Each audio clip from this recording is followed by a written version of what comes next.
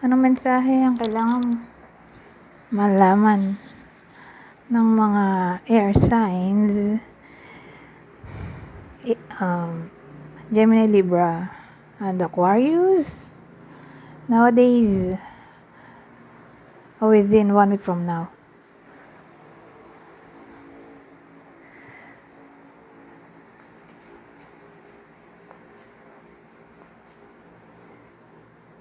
Saan ko na ilagay yung tarot ko?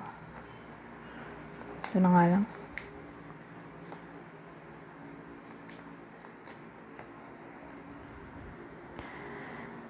Well,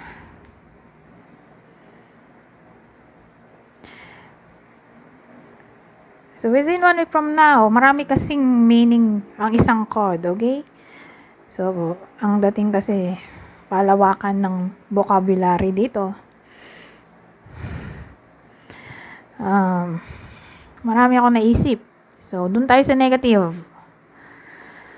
Negative muna, bago positive. Sa negative, long distance relationship. Maaring mag-break dahil mag-away sila. Kakaroon ng conflict. Okay?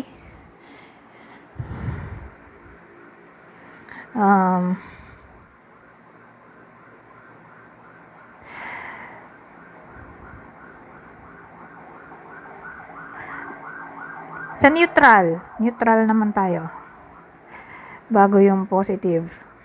Sa neutral, so ibig sabihin, middle siya ng positive at negative. Sa neutral, sabihin natin, single. Yung iba sa inyo,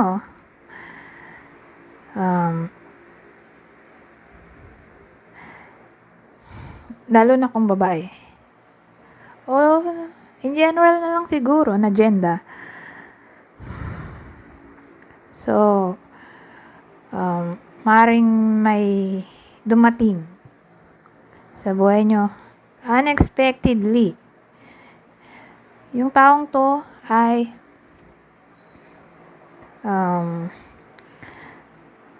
fit yung body niya. Okay? Kung babae, sexy. Alam mo yun, kita cleavage. Kung magdamit, sexy. Ngayon, kung lalaki to, muscular body. Okay? So, parang meeting unexpectedly. So, pwedeng new love interest. Possible new love interest para sa mga single. Ngayon, doon na tayo sa positive. Ano nga ba naisip kong positive kanina? So, unexpected visitor ay maaring magpunta sa buhay ninyo o may good news na paparating. Okay? So, again, unexpectedly to. Hindi mo in-expect.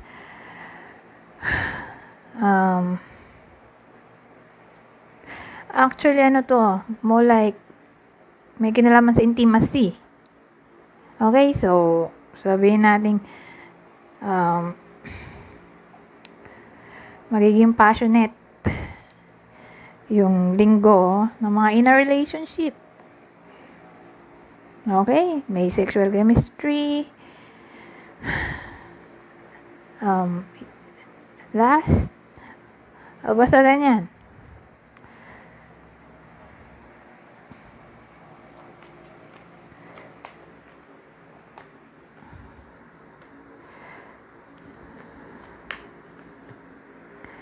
Last na natin to, tatlo kasi dito na lang tong dalawa.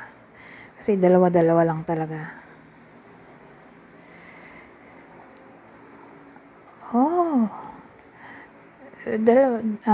Dalawang tao ang pwedeng lalaki. Nakita ko to. Ewan ko. Bigla akong nagana. Lalaki, friend. O, babae ka. Partner mo, lalaki. O sabihin natin, name body niya, yung masculine energy. Kung lalaki ka. makakatanggap ka ng unexpected money mula sa kanya. O maaaring ma-surprise ka ng taong to. Again, lalaki, friend, o lalaking partner, o lalaking in-embody ang masculine energy. Kasi marami ng gender ngayon. So, kayo na lang lumugar kung anong gender nyo. O, masu-surprise, di ba? Oh, may good news. Siyang dala-dala. Okay? Para sa iyo. O magiging fortunate yung iba sa inyo. O sabihin natin may wish na maaaring magkatotoo na pwedeng mag-cause para maging masaya. O sabihin natin may opportunity na paparating sa lalaki sa inyo. Okay? Kung lalaking viewer ka, may opportunity na paparating within 1 week from now. So, yung opportunity pwedeng may kinalaman sa friendship, relationship, career. So, in general na lang.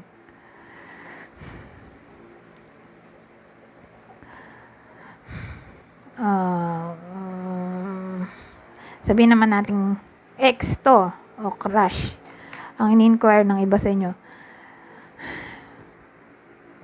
Kasi ano to parang interaction. So, who knows? Baka someone from the past ay maaaring magbalik sa buhay ninyo. Kung lalaki ka o babae ka, lalaki yung maaaring magbalik. Okay? Kasi may gender tayo dito.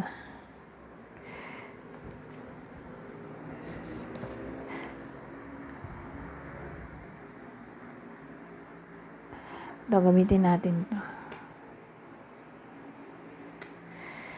Extra message.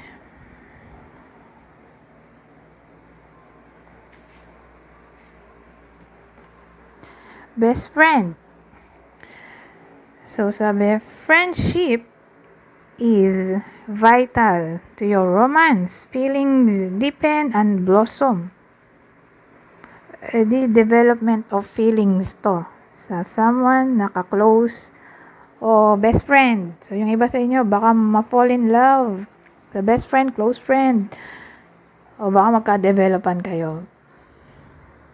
So, again, yung iba sa inyo ay maaaring ganito ang mangyari within 1 week from now. Divine timing, a serendipitous event. Serendipity, ano nga ba yun? Para siyang may kinalaman sa chance o incident. Tama ba memory ko? Wait lang, tingnan ko sa internet. OMG. Serendipity. Ito nga, the fact of finding interesting or valuable things by chance.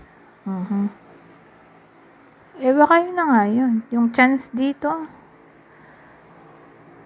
ay maaaring may kinalaman sa development ng feelings.